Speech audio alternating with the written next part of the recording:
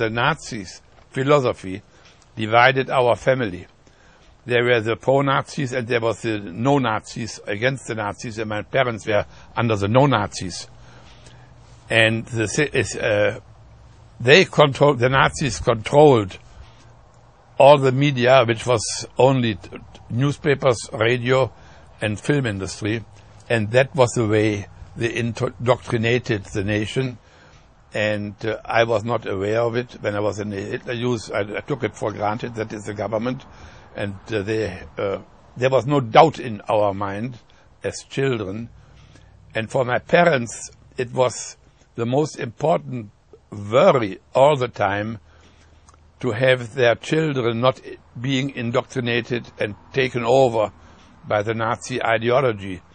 And our parents could not speak to us openly about what was happening in the country, because the Gestapo, that is the secret state police, wanted to get at the parents via the children, who might give their parents up, makes problems for them, since they are harmless and don't know what they are being asked. My father used to listen to a German-speaking radio station from Switzerland, Beromünster, late at night, so that we children might not see it. Otherwise, in the Hitler Youth, we did notice that we were being indoctrinated. Indoctrinated we were by the radios and by the news and by the school. We got the German history being explained in Nazi terms. And for the Nazis and for Hitler especially, his strategy was to make that the big thing where people would follow him. And he was very successful, that very many people thought he would bring glory to Germany, that they were all fooled and lied to. What Hitler said was, you need no more than 10,000 people to control a nation of 80 million people. And he didn't need to make us Nazis, because we were fighting his war, not defending our country.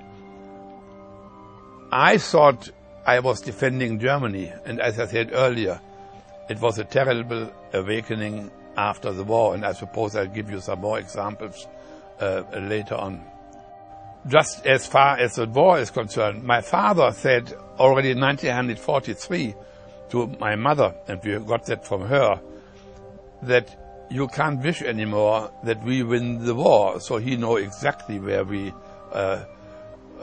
that we were taken over by evil. But we children, I was very happy. I was always afraid that I would be late before and not be able to enter the army before we had won the war. So that was a childish, but that is what I thought. When we were on a train, I was a gunner in a tank, where we called that assault artillery. It was a tank without a tower. There came the news from the attempt to kill Hitler in 1944, and then they gave a long list in the radio of names of generals and of people who were involved in that attempt. And I thought to myself, they were very good German names, and I said to myself, what a pity that they did not succeed. So and that I remember distinctly, which means we didn't like the Nazis, but not so much on the ideology. It was we didn't like the people. They were impertinent. They thought they knew everything. They tried to teach you everything. And especially they didn't like any they didn't want you to be, you couldn't dare to be of other opinion than they had, or you would have been in trouble. What Jimmy Carter should do is privately give Mr. Bush's opinion and shut up publicly. That would be best for the country. And it is our duty as loyal Americans to shut up once the fighting begins. Once the war against Saddam begins, we expect every American to support our military, and if they can't do that, to shut up. And we had, before our church, we sometimes had the Gestapo, 2 Gestapo agents in front of the church and taking down our names, everybody's names, intimidation, because their purpose was to destroy religion and destroy Christianity. Well, Hitler is known as having said, I have it in my book, I think, that he will wait some years and then he will destroy the churches and the Christians. That was his purpose. And I come to the reasoning later on. So he created a group which is called the German Christians, who produced Christian teaching, who produced Nazi philosophy in religious language. So people, dumb enough, followed that, thought that's very good. So he tried to get the Christians on the side of the Nazis.